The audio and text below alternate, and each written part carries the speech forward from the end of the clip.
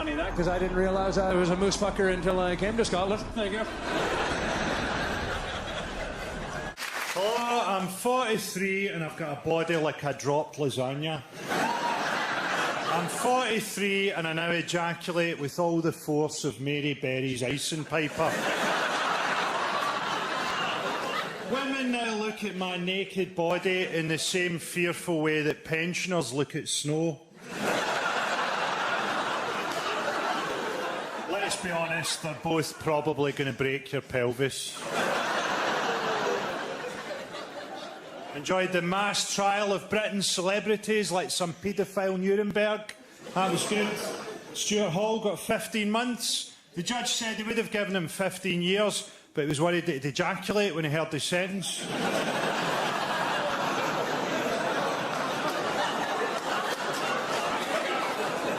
I never get involved in celebrity paedophilia myself. I used to just stand in a corner and watch.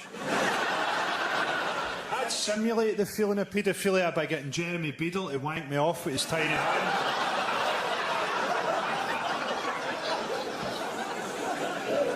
Savile, man, he had his own TV show. The other pedos must have been raging. I've got a TV show that makes children's dreams come true. What have you got? A transit van and a big bag of rebels? Fuck off. Made children need a bit awkward now, hasn't it? I have a theory that Savile fucked Pudgy's eye out of its socket. It's the marathons that get me. He's running fucking 2 marathons a week. What's that about? Imagine you're a wee boy, you've escaped from one of these places where you've been pumped. A children's home or whatever. You run as far as your little legs will carry you, and as dawn breaks, you hide in a ditch, you sleep in a ditch. Night falls again, you run again. You run to the limit of your young endurance, you've run 22, 23 miles. You think, that's it, I'm safe. No, you're not. Jimmy Savile had a paedophilic range of 26 miles.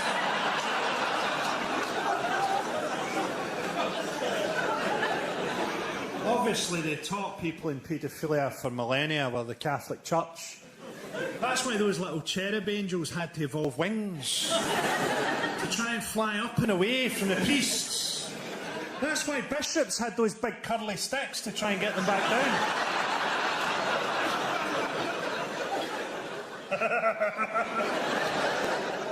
Got politicians involved in paedophile scandals now. Of course, politicians are fucking kids. They kill kids! They kill kids with their decisions every fucking week! Having a go at them for fucking kids is like criticising Peter Sutcliffe on his parallel parking. I honestly believe there are children alive today underneath the floorboards and in the walls of the Houses of Parliament. That's why they all make those mad kind of animal brain noises. Help! Help, Richard! Here, here, here, here. He's going to fuck. Yeah. That kind of joke is exactly the reason that the chances of me getting my own TV show are about the same as the chances of someone commissioning a Pakistani version of Don't Tell the Bride.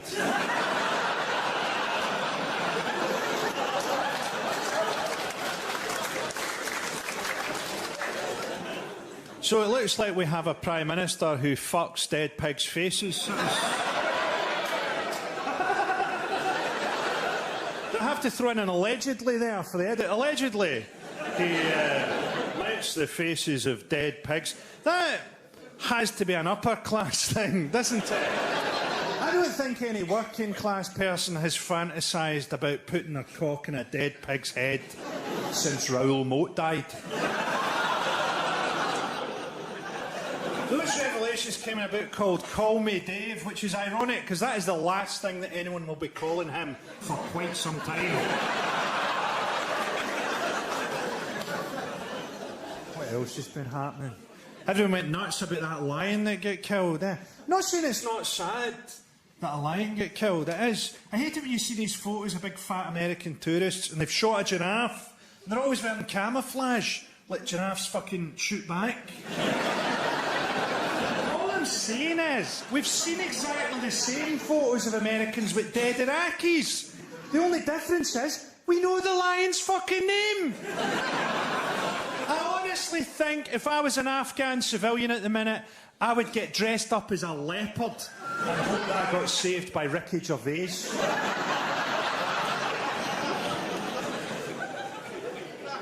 Got the refugee crisis in Cali. Those people are frightened as well. Can you imagine how frightened you have to be before the back of a British truck looks like a safe place? They're fighting to get into trucks that drugged teenagers are fighting to get out of. I'm totally pro-immigration. At the same time, I'd like to see a world where an African farmer can live and farm in Africa and doesn't have to try and cross the Mediterranean on a fucking punctured Lilo, then dangle under a lorry for 4 days so that he can get a job handing out lollipops in a nightclub toilet.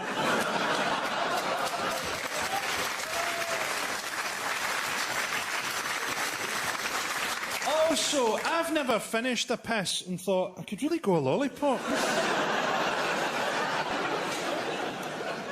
I'm in my 40s, I dribble. What I want in a nightclub toilet is someone who'll shake my cock out like a wet umbrella. UKIP have jumped on the bandwagon about all this stuff. Nigel Farage, who to me always looks like a frog trying to escape from a scrotum. He sort of looks, Farage, like that guy down the pub that people buy drinks just to see what he'll say. Get him a couple of whiskies and tell him to phone a Chinese. He came up to Scotland and got chased by an angry mob and hid in a pub. Hid from Scottish people in a pub. It's like hiding from a tiger by dressing up as a fucking antelope. That was in Edinburgh as well. That's the genteel part of Scotland. Edinburgh and Glasgow are very different cities. For example, if you see a guy in Edinburgh walking down the street carrying a golf club, he's often going to play a game of golf.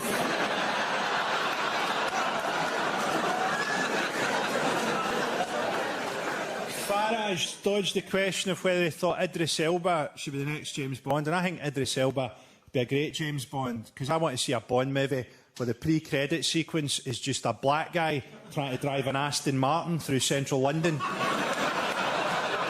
Someone seems to be shooting at us, Bond.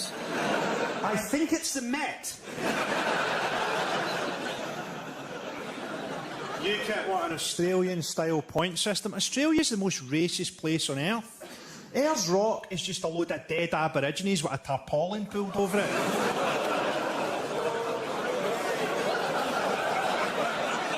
Was that too much for some of you? This might be quite a long hour. This is a gentle, tickling kind of foreplay involved in here. Tickling foreplay sounded sinister, didn't it?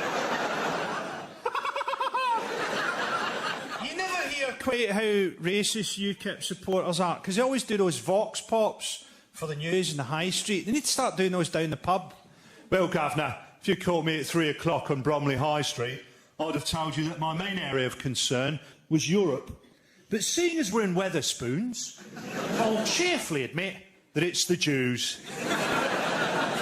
It's like the good old days part of UKIP, isn't it? You remember the good old days? You could get fish and chips and polio in the good old days. You could leave your front door open because you had fuck all worth nicking. And no one had the strength to open the door because they all had fucking polio. You could go out for a walk on a bank holiday Monday down the pier, and your little brother would go missing, never be seen again. In the fucking good old days. You could wear old knees up in the good old days if you didn't have fucking polio.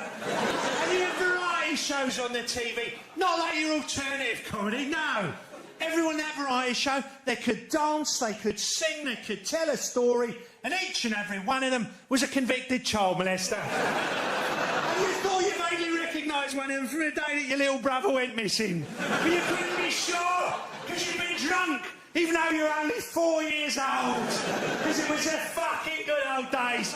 You were drunk from the alcohol content of the mouthwash that Jimmy Savile used to dip his cock in between victims. It was It was the fucking good old days. The fucking good old days when you could ooh about a joke about Ayers Rock, not knowing it. 2 jokes down the line, Jimmy Savile was dipping his fucking cock in miracles.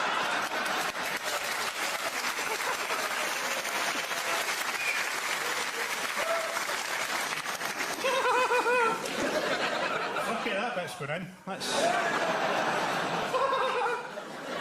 Do you know the main place where refugees from Iraq get rehomed in Britain is Glasgow?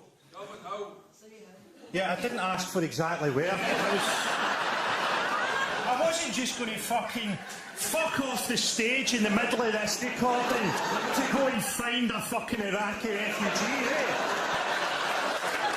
Yeah, did you go to the show? It was a bit weird, actually. We did about 10 minutes and then he fucked off to Sight Hill. 2 hours later he came back with a guy called Ahmed.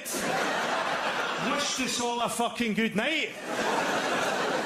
Some of these sentences I say will just be the setups to jokes, pal. Okay? How you doing anyway, buddy? Thanks for trying to help me out. You look like at some point in life you've had to pull a dangerous dog off your mum.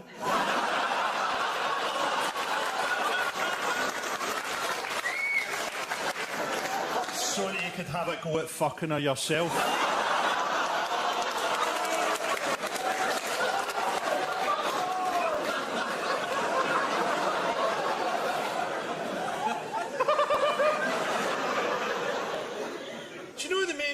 To send Iraqi refugees.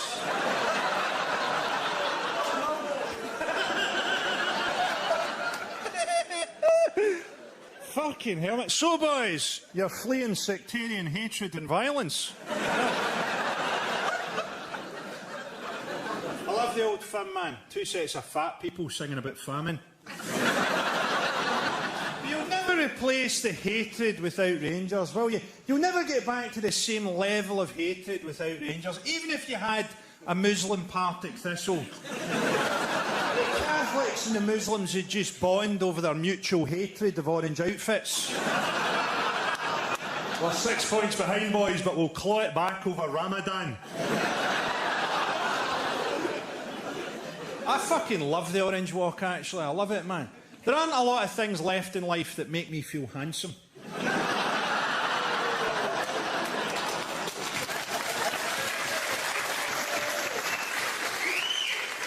I totally mean this in a good way, right? I'm not saying the Orange Walk is gay.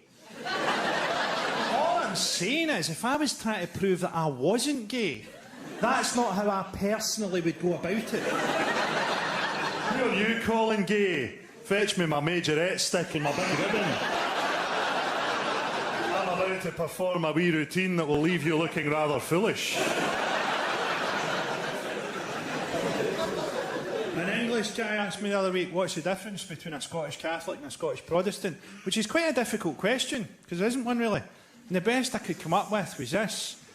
A Scottish Protestant only thinks about his relatives who've passed away at good points in his life. I wish my dad was still alive to see me graduate. Wish my Uncle Tommy was still here to see me get this job. Whereas a Scottish Catholic only thinks about his dead relatives when he's doing something guilty or shameful. I'm sorry, Granny!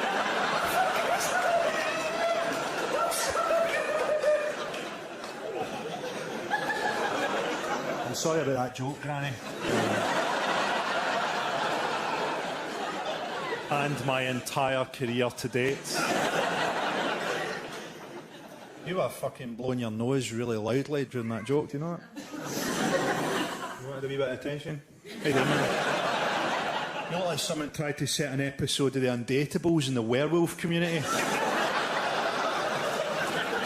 man, what are you? A straight guy that likes a gay look? A gay guy that likes a straight look, like myself? Yeah. You look like you've collected more rings than Sonic the fucking Hedgehog.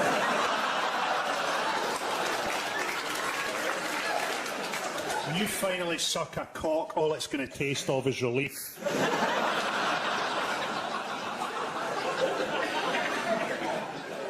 I haven't really done gigs in Scotland since the referendum, so all I know is that 55% of you are probably cunts.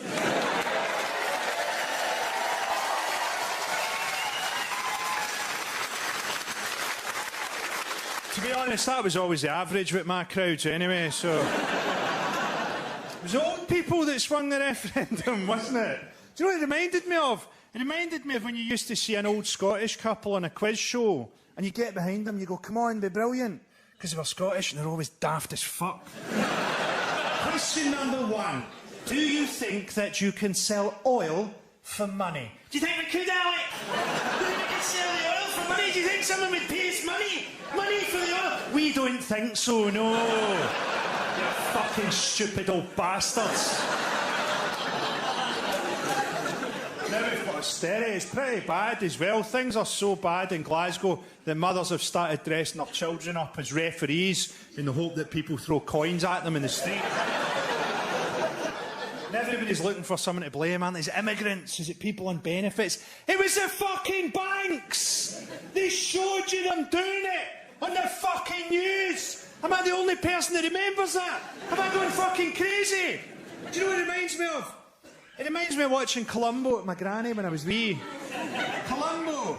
They'd show you the murder in the pre-credit sequence. It wasn't a who done it. It was about Columbo proving that the guy did it. And then halfway through, my granny'd always go, I think it was her. Oh, God, it was fucking him! They showed you him doing it with a fucking paperweight. It's exactly the same thing, what austerity. I think it's those Polish cunts round the corner. It was the fucking banks! The fucking banks!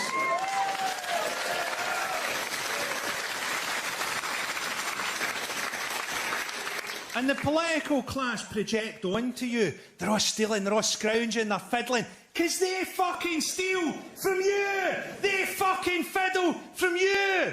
Your idea of decadence is probably bath bombs or something, right? Do you know what psychological projection is?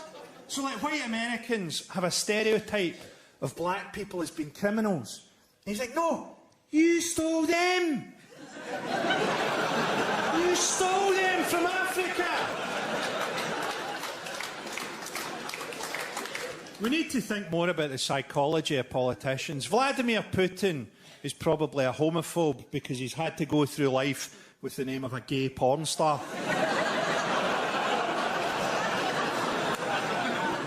The Conservatives are very down on families that haven't worked for 3 generations because they know that if they make it to 5 generations, they qualify as aristocracy. Cameron did a very clever thing in the election, actually. He insisted on having the TV debate with 7 leaders because he feels more powerful in a room with 7 people, as he knows that statistically, one of them will have been raped by a Conservative MP. Watch Cameron in Parliament. This is true. Never uses the word children. He always goes, young people, problems for young people. Because he knows that if he says the word children, his whole backbench will come on his neck.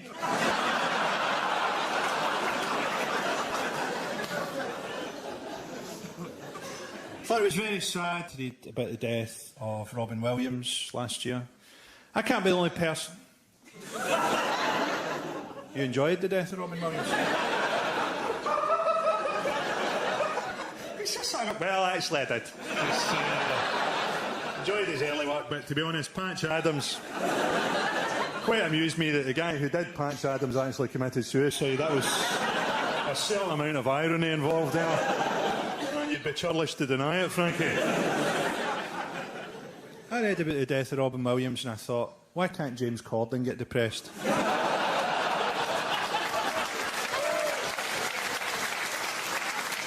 I did that in London. A guy got really fucking angry. He went, my wife is depressed. Turns out the correct response to that heckle is not, no fucking wonder. He said, this is all true, he went, the irony is, depression's a very serious illness. I said, you don't seem to understand what irony means. The irony here is that you're making me feel depressed. And he walked out. And as he walked out, he turned around and went, suicide can never be funny. I said, well, kill yourself and see if I laugh.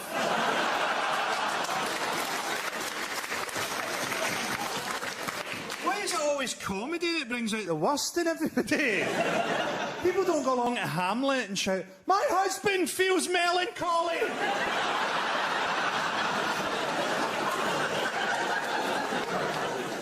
It's not always a happy talent being reflexively horrible to people, but it's the one I've got. I was in London a few months back, and a wee guy came up to me with a clipboard and he went, "For just £20 a month, you could become a friend of St Paul's Cathedral." And I went, "How much to fuck it then?"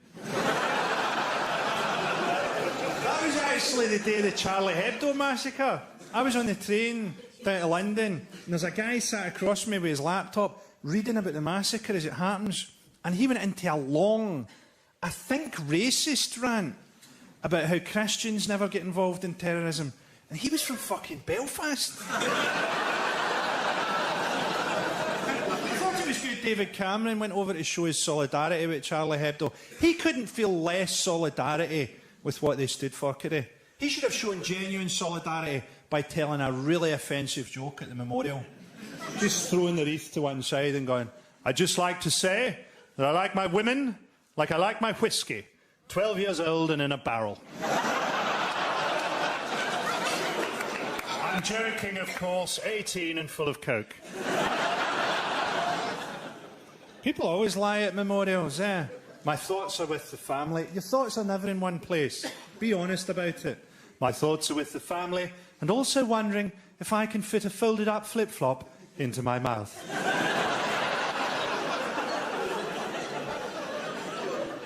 There is a place for offensive comedy. Comedy's just a thing we came up with, because most of the time we all think in the same little tram lines, and comedy's just a licence we gave to some people to say, "Go and see what's over there." And offensive comedy's just a wee bit further over there.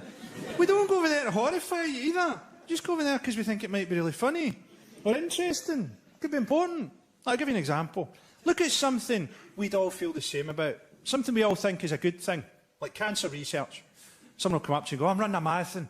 My friend died from cancer. It's what he would have wanted." You sure? I think he'd rather be alive.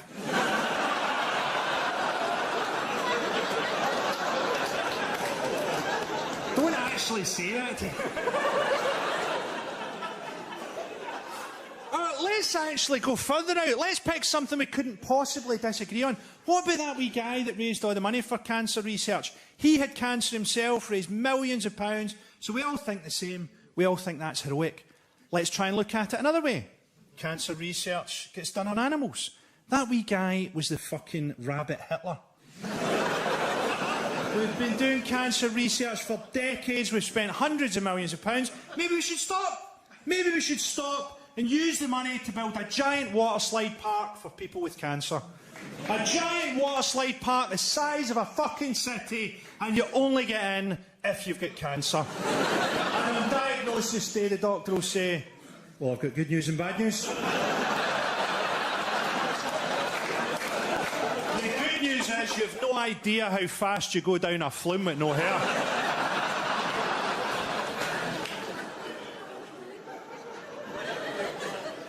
Because charity can be patronising, can't it? Give a man a fish and he'll eat for a day. Give him a fishing rod and he can feed himself. Alternatively, don't poison the fishing waters, abduct his great-grandparents into slavery, then turn up 400 years later on your fucking gap year talking a lot of shite about fish.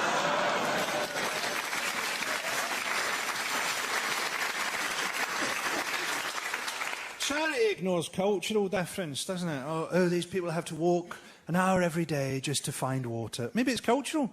Maybe some people walk an hour every day to find water. Glaswegians drive 40 miles to get Krispy Kreme donuts. Comic Relief, who banned me. Comic Relief banned me just for going on and saying, "I'm surprised to be here. I thought the only way I'd get back on the BBC would be if I started fucking kids." Comic Relief this year raised money for Malawi and Uganda. The colonial power in Malawi and Uganda was Britain. And Comic Relief is us saying to them, "Thanks for all the gold, boys. Thanks for all the diamonds. We've had a whip round and bought you a fishing rod."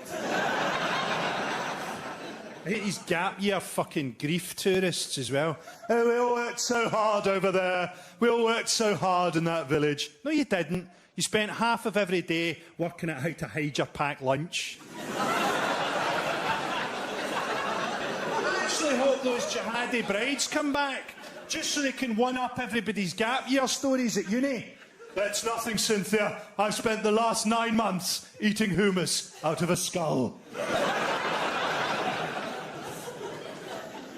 This next joke is my favourite joke that was cut out of Live at the Apollo. Terrible times in the Middle East at the minute. Things are so bad in the Middle East that porn stars have started referring to their pubic arrangement as a Gaza Strip. An area that's been so brutally pummeled that no child could ever hope to crawl out alive.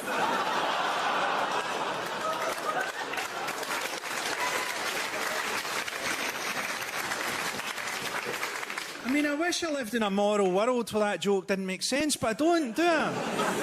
We were told when Gaza got attacked that Hamas were using human shields, and they weren't. Humans almost never get used as shields, because humans make really bad shields. Humans make such bad shields that humans were forced to invent the shield. Precision bombing, those raids were called by the Israelis. It looked about as precise as a blowjob from a guy with a cleft palate. Enjoy it, mate! Enjoy it! Enjoy it, mate! Quiet, boy, we're underneath the House of Lords. Here, here, here, here.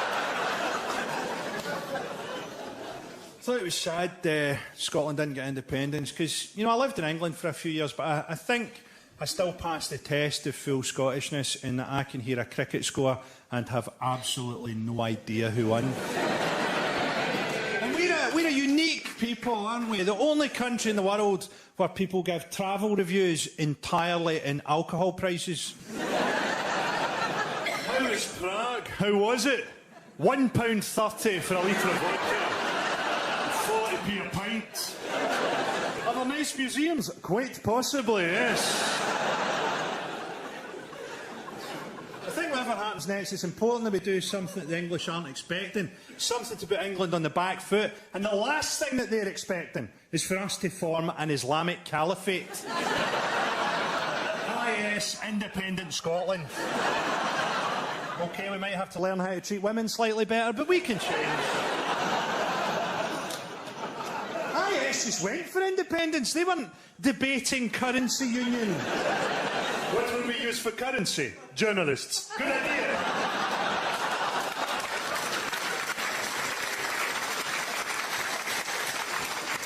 We have become more anglicised as a country. People say things like jog on now. Anyone who says jog on can fuck off. We don't need English stuff. We've got our own stuff. They've got Glastonbury, we've got Tea in the Park, where people get Glastonburied all the time.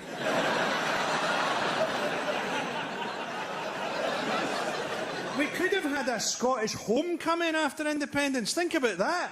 Standing at the border with bunting, welcoming back the Scottish diaspora. Half a dozen championship footballers, 40,000 tramps, Lulu and Bible John. A couple of years down the line, we'd have had some kind of socialist government as well. You're never going to elect a Scottish Nazi party, are you? Think how difficult it'd be to gas people who smoke 120 fags a day. ScotRail would never get us to the fucking camps on time. I quite liked... Do you remember that? Everyone's starving to death somewhere outside Lenzie. The Scottish Holocaust. Do you remember the idea? Remember the idea that after the general election, the SNP would have the balance of power? So any time anyone wanted to do anything or pass a law, they'd have to have an argument with a Scottish person. Oh, you're very good at this arguing business. I'm not part of the negotiating team. I'm just here to take your drinks order. Oh, could I have a cup of tea? No. So we didn't get an independent country, we got a fucking Scottish Doctor Who, that was about it. Doctor Who, of course, is the archetypal Scottish character. An old man armed with a screwdriver dragging young women into a phone box.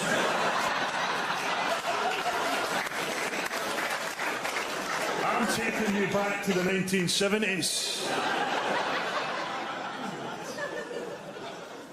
It's a negative place, Scotland. Negative. If Kanye had been born in Glasgow, it'd be called No You Canny. People moan like fuck in the winter as well, don't they? The main theme of winter moaning is why isn't transport running normally through 3 feet of fucking snow?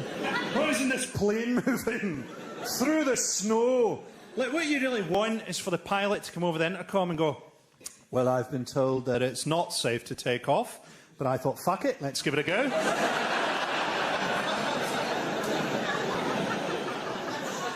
I don't fly myself, but I assume everybody now searches the pilot's voice on the intercom, looking for a hint of depression.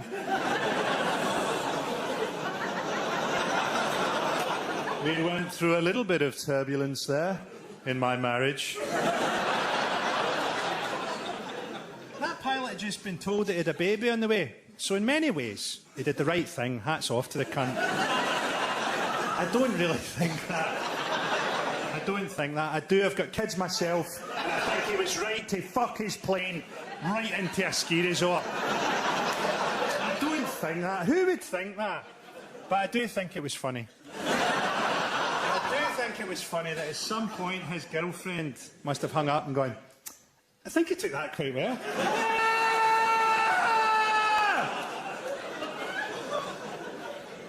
See, this is why I need to stop doing comedy. You can't even tell jokes about things that you don't think anymore. If I did a tour, the first question of the first interview would be, so, what about all the people that are offended by your jokes? Have you taken that into consideration? When Ben and Jerry launch a new ice cream, they don't say to them, so, what about all the people that don't like ice cream? What about the people who consider it to be a bit cold? This has peanuts in it. Some people are allergic to peanuts. Put the fucking spoon down, you cunt!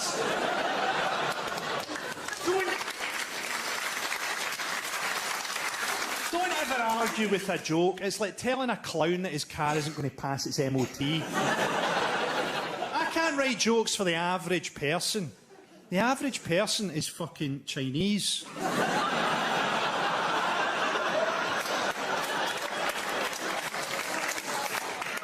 Also, have a bit of trust. I'm a professional comedian, right? There's a point to the jokes. I've not stopped a bus I've been driving to jump out and try and tell you a fucking joke. Have a bit of trust. Do you know what it feels like when someone gets offended? It feels like I'm a gynaecologist and someone's screaming that I've touched their vagina. I'm not saying that at some point I wouldn't have touched on lazy stereotypes. I'm sure I've done jokes about Welsh people being sheep shaggers or something. Remember that stereotype? Welsh people shag sheep? Before that guy from the Lost Prophets came along.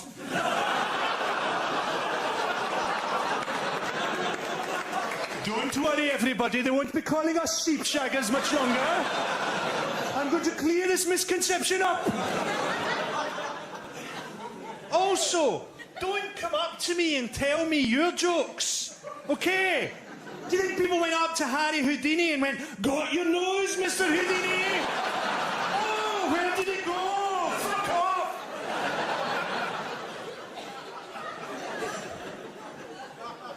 I hate consumerism. Miley Cyrus and Justin Bieber. And she looks masculine. You notice that? She looks masculine and he looks feminine. She looks like quite a doable rent boy. No offence, mate.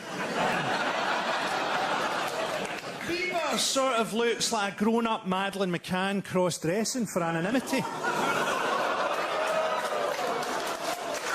What? She's still alive in that joke! That's a joke filled with hope!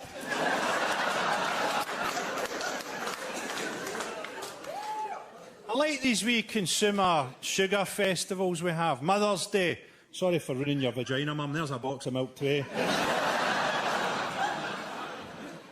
Valentine's, celebrating the 4-letter word that keeps us all together. Fear. I'm joking, of course. AIDS.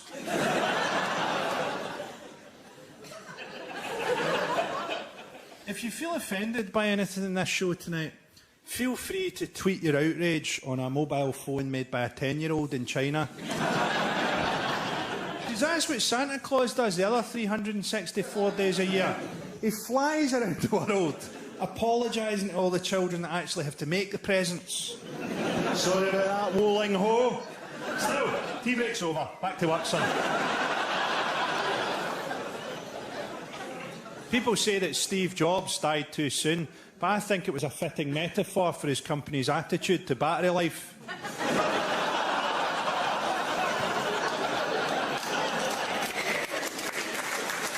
I honestly hope that they buried him in a coffin with a great big fucking crack on the lid. Do you know what Apple have got me doing with their battery life? They've got me scouring restaurants and cafes looking for an electricity point like a rapist with a 3-pin penis.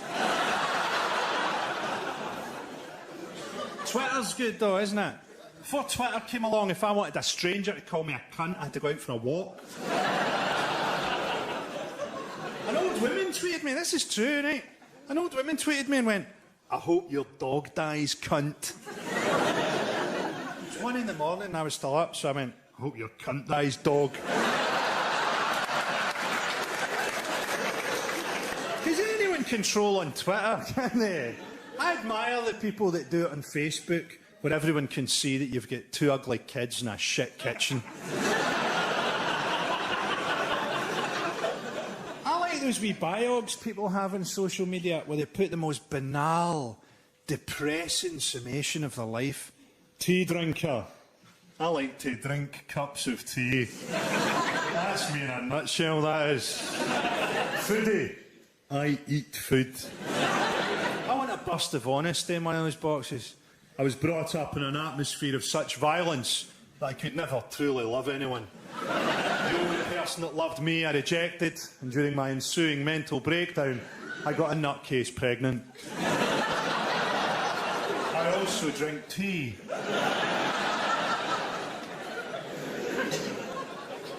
People get really offended by jokes on social media, eh? Even if it's just a wee light-hearted joke about Michael Schumacher going into a coma or something. I gradually worked out people are offended because they don't understand the jokes. I grew up thinking that turning something into a joke was a way of explaining it to people.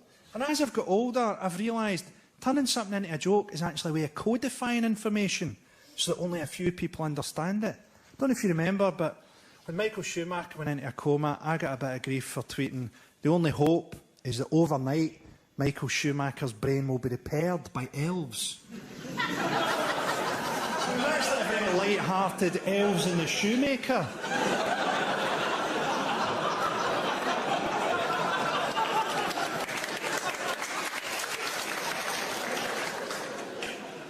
They're talking about reducing speed limits near schools, and I think that's a fantastic idea. Because the only people who drive at the correct speed near schools are paedophiles. And that's only because they're doing it one-handed. Got kids myself. People say that having kids brings a lot of joy into your life, and it's true. Without my kids, I wouldn't have been out every night, met my girlfriend and divorced her mum. People say as well that when you're telling your kids off, try and stay positive. Don't browbeat them. I think that's a great piece of advice. But sometimes I'm standing there thinking, I don't see anything positive about this. You have shat on my rug. And I'm struggling to find an upside. My son's still quite wee, so it's difficult to punish him. What I do is I tuck his bedclothes in really, really tight and hope that he has a nightmare where he's trapped in a giant's pocket. If that doesn't work, I'm going to cut the brakes on his heelys. My kids for Father's Day got me that thing, mint tea tree shower gel. No one had warned me about that. I thought that my arsehole was going to burst into song. There are experiences that you only get as a dad. If you're not a dad, you will never be caught having a wank by a Furby.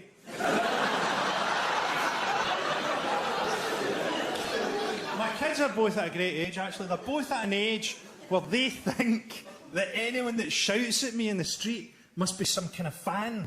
Oh, look, it's another fan. So it is. Quick, into the taxi. Into the taxi before the fan catches up with this. It's a Welsh guy who's in the Orange Walk. What are the fucking chances of that? People say that Londoners are unfriendly, but Jihadi John has really raised the fucking bar, hasn't he? Do you know what I love about Jihadi John?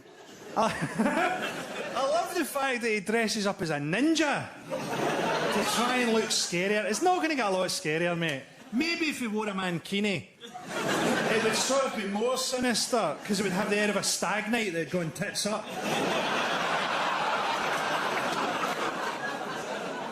Couldn't we understand each other more? Couldn't we try and love each other a bit more? How long have you known what a Muslim is? For me, that's about 20 years. If somebody told me 20 years ago that they'd been promised 72 virgins, I'd have assumed that they'd got a presenting job on the BBC. A joke which was cut out on the BBC.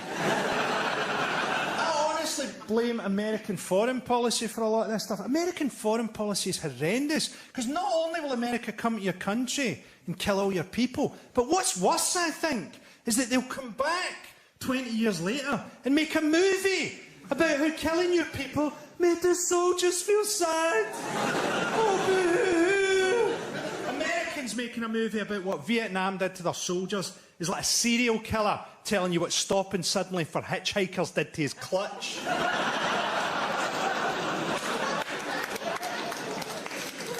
Honestly, wouldn't be surprised to learn that 100 years ago, America gave the rest of the world a safe word, and we've just forgotten what it is. Or maybe we're pronouncing it wrong. Aluminium. I thought it was aluminium. America have a mercenary army now. Do you know about this? After the Vietnam War, you couldn't conscript people anymore. They all went mental. So you had to move to a mercenary model. And Britain did the same. That's why you don't get war poets anymore. Imagine what a war poet would be like now. There was a young boy who failed school, acted a bit of a fool, went out to Iraq, smoked a whole lot of crack, and his legs ended up in Kabul.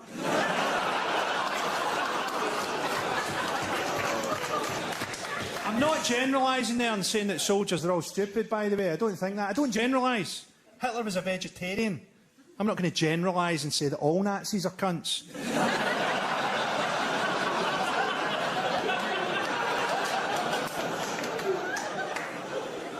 It's a strange society, Britain, isn't it?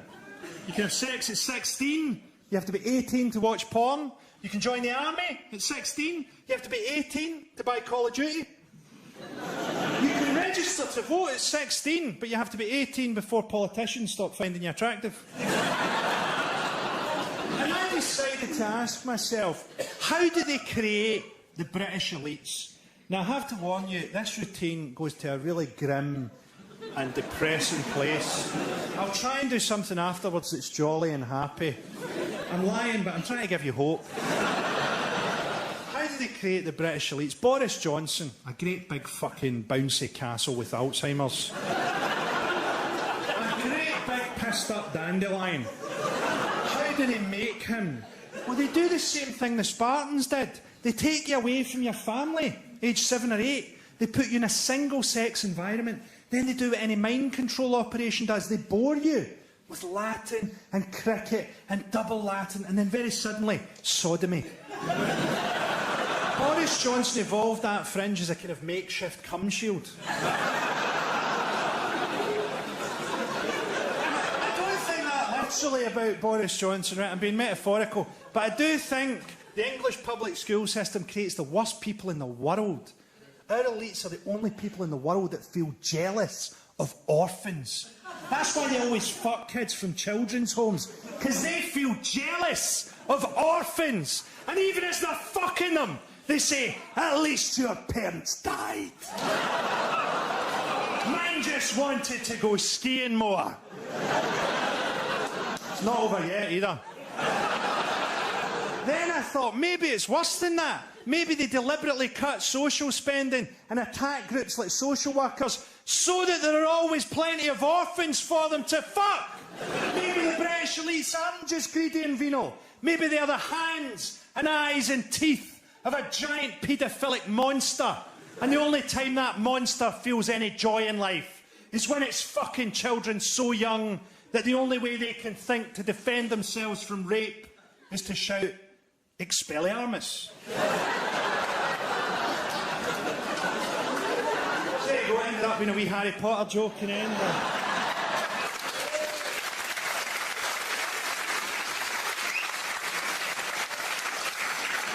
If you didn't like that bit, I think Michael McIntyre's in town next month. I watched Michael McIntyre the other night. He does a big bit about, you know, those beach umbrellas with the heavy base. He goes, oh, how heavy are those? And he mimes out trying to move it over to his sunbed. And I'm watching it thinking, you don't move the fucking umbrella. That's why it's so heavy. You move the bed under the umbrella. And his fans are pissing themselves. And I'm just sitting there thinking, what else don't they know?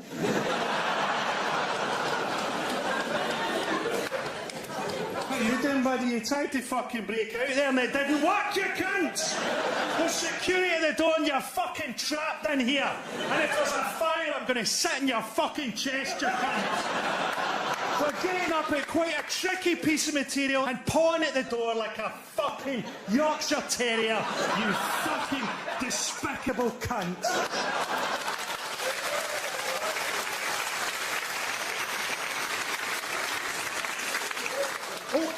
Okay, you've made an effort with your dress and hair, but it's like putting 26-inch rims on a fucking wheelie bin. You have no soul.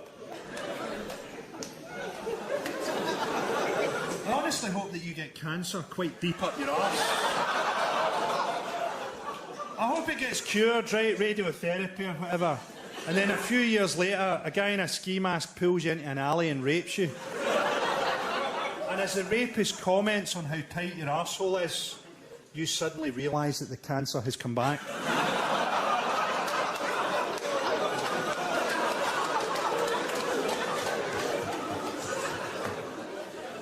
You missed the routine about the English public school system.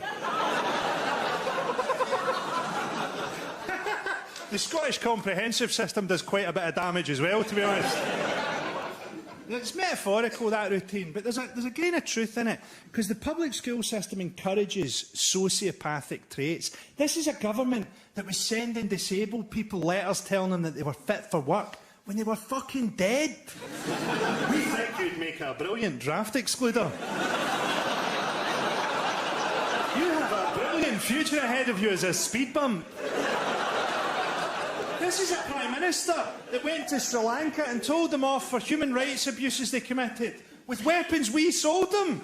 Like Ronald McDonald calling you a fat bastard.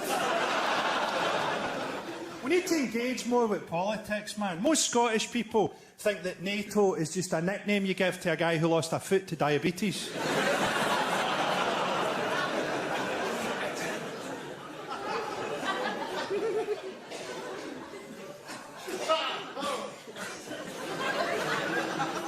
What is going on with this crowd, man? I think everyone else that plays the citizens gets the people that fucking usually come to the theatre, and I just empty the high flats.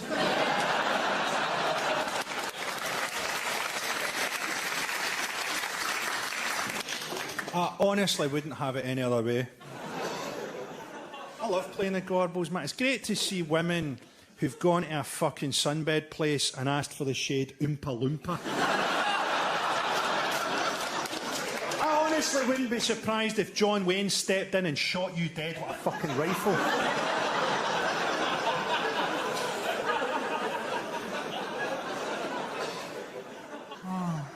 OK, I'll try and do something a wee bit more cheerful. If your fucking back teeth are floating, there's about 10-15 minutes left. 10 minutes, probably. I'll go quicker, just for you cunt. OK, I'll try and do something a bit more cheerful. Watched the documentary on stroke survivors the other night. A bit one-sided.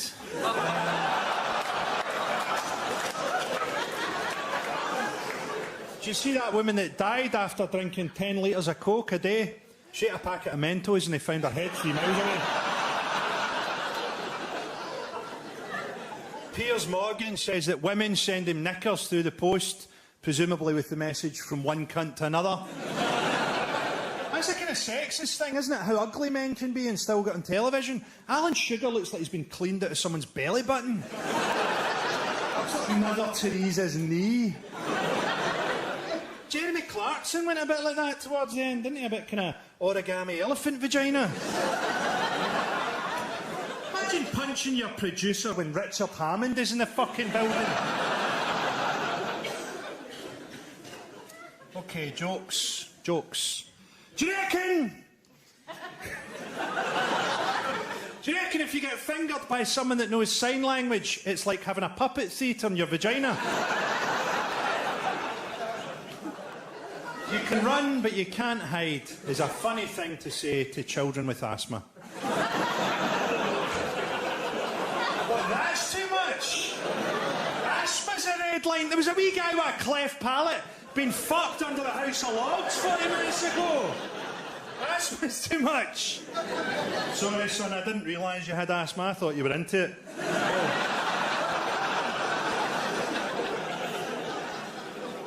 I think we live in a rape culture. We live in a porn culture. Do you see that thing you get on porn search engines that says, make this your homepage?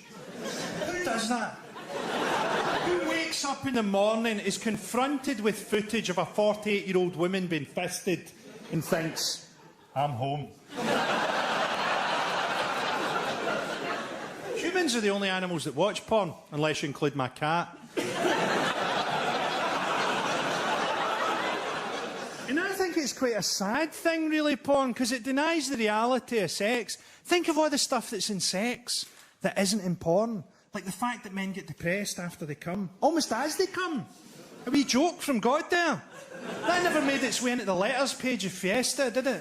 So I was doing it from behind, and I flipped her over, and as I came in her face, I suddenly realised that other people are essentially unknowable. And I think it's led to a lack of empathy from men about what sex is like for women. I often think it must be more intimate to let someone inside your body. I feel awkward just letting the gas man into the hallway. Completely behind feminism, by the way. It gets bandwagon jumped a bit. You know, Louise Mensch or someone, oh, I'm a feminist. You're fucking anti-choice. If you don't even think women should control their own body, you're on the list of great feminists in between Ted Bundy and King Henry the fucking VIII.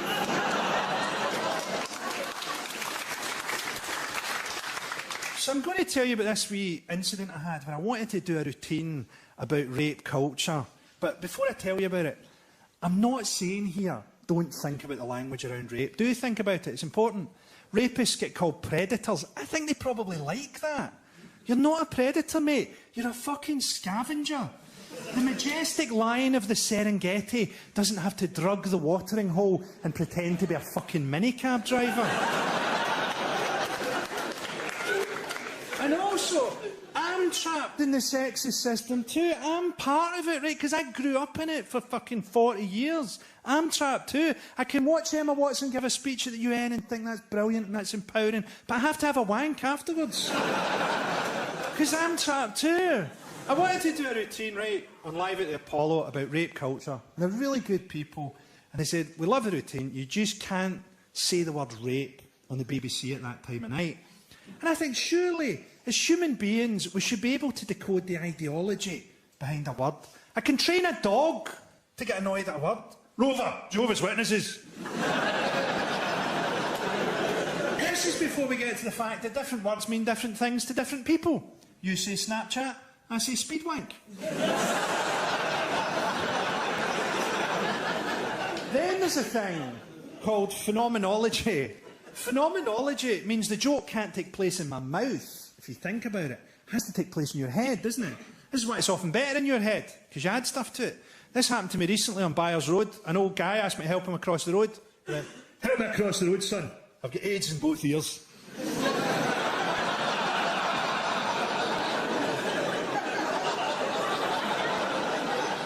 Phenomenology works for everything.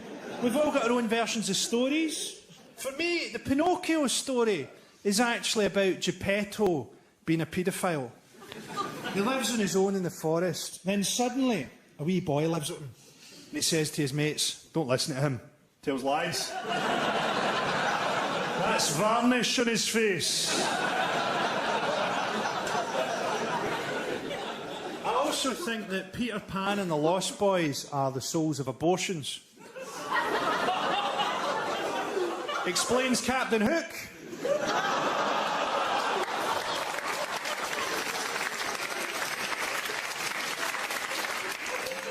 Then there was a story that I couldn't work out for ages. Cinderella. Quite a strange story. Because you think the climax of the story is going to be at the ball. She meets the handsome prince, they fall in love. You think that's it. Happily ever after. Instead, Cinderella runs away. And I was like, why does Cinderella run away? And then I worked it out. Cinderella has a dick. Cinderella's a beautiful transsexual woman. That's why the ugly sisters get her to do all the heavy work. She was born as a guy, but she's a beautiful transsexual woman. And she panics and thinks the handsome prince won't be into this. But the beauty of the story is, the handsome prince knows, and he loves her anyway. That's why he gets the glass slipper and he says, whoever fits this slipper, I will marry. And he knows that he'll find Cinderella because it's a fucking massive slipper.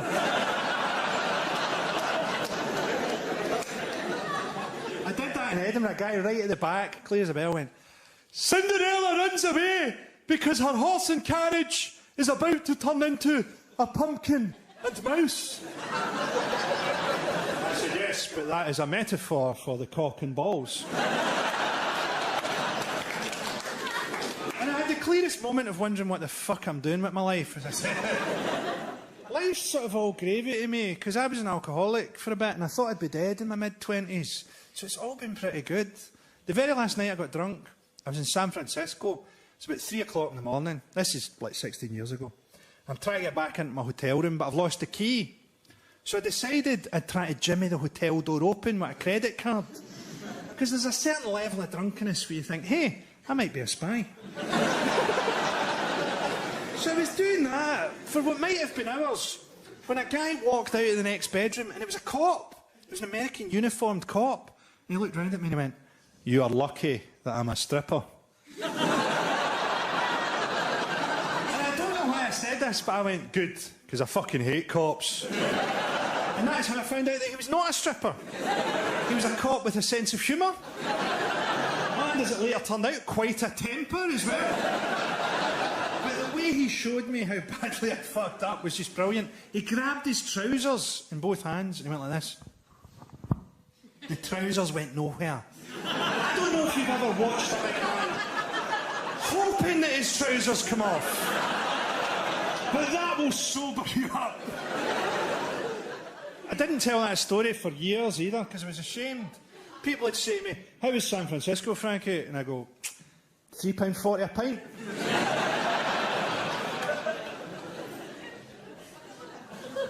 I think that we get controlled by language. I think that's partly how we're controlled by propaganda. We take language too literally.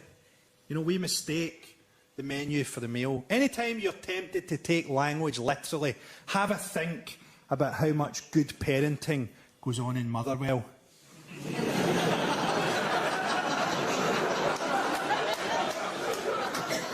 They change the meaning of words on us to control us. Do you remember at school the word daydreaming? Daydreaming was a rebrand of the word thinking. Don't daydream, don't think. Then they came up with stress. Stress was a rebrand of the word unhappiness. Because unhappiness, you'd have to do something about it. Stress, you just put up with. You don't meet someone at a barbecue. How you doing, John? Oh, well, quite busy at work, so I'm quite unhappy. And getting busy towards Christmas, I'll be even more unhappy then. And she's got another baby on the way, so we're all as unhappy as fuck, if I'm quite honest. Then they came up with post-traumatic stress disorder. Post-traumatic stress disorder is a phrase they came up with to describe the disconnect in a soldier's mind when he goes from a combat situation back to having heterosexual sex. Imagine it, you're out in Afghanistan, you've been fucked every night by a guy built like a werewolf. You're in one of the most beautiful places on earth. The stars are shining in the sky. The sand is burning your knees. You're telling yourself it's not gay if I don't push back. And the intensity of your lovemaking. It almost feels as if the dynamic power of his penis moving inside your body is what powers the light and the stars themselves. You've got to leave that behind and go back to your semi-detached house and finger your wife on a DFS sofa during the ad breaks in the X Factor.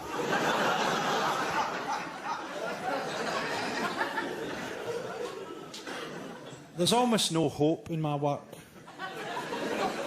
And it's partly because I feel that hope is overrated. I think we are the descendants of people who are very wary and very cautious about stuff. Is that a leopard over there? Maybe that's a leopard. There's almost no evolutionary advantage to going, well, maybe it's not a leopard. Let's all just really hope that it isn't there. Those people were eaten by leopards.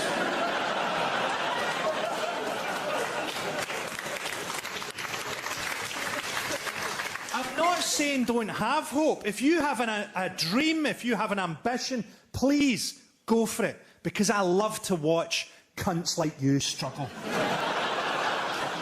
But I feel a bit bad sometimes, because I grew up watching Bill Hicks. You know, he was my favourite comedian, and that's probably the reason I'm in it. It's still probably my favourite comedian. He had so much hope that even when he was dying in his last show, he does a big routine about, don't worry, life is all just a ride. Just try to enjoy it. It's all just a ride. But I sort of think, maybe it's all just a ride if you're one of the people that's allowed on the ride. If you're one of the people that's rich enough or white enough to be allowed on the ride. What if you're one of the people that has to build and maintain the ride? If I had to build and maintain the ride, I would stretch piano wire across the bottom of the roller coaster so that everybody finished the ride with a photograph of themselves with 2 thumbs up and no fucking head. Pleasure, Tom. Take care of yourselves at the best.